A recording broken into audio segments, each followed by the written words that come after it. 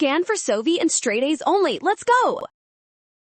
A. Resource availability fluctuates periodically, causing population density to fluctuate accordingly. Density typically increases when resources are abundant and decreases when they are scarce or competition intensifies.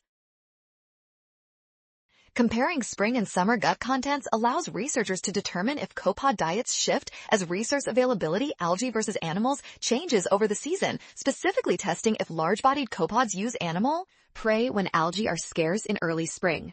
A null hypothesis is that there is no significant difference in mouthpart carnivory scores or diet composition between large-bodied and small-bodied copepod species. Regardless of the season, copods with lower carnivory scores primarily eat algae. Since algae emerge later and grow slowly in cool spring water, earlier summer evaporation significantly shortens their feeding window. Great job working through that. Scan the code, you can learn better with Sovi. Watch out for sign errors and always double-check each step carefully.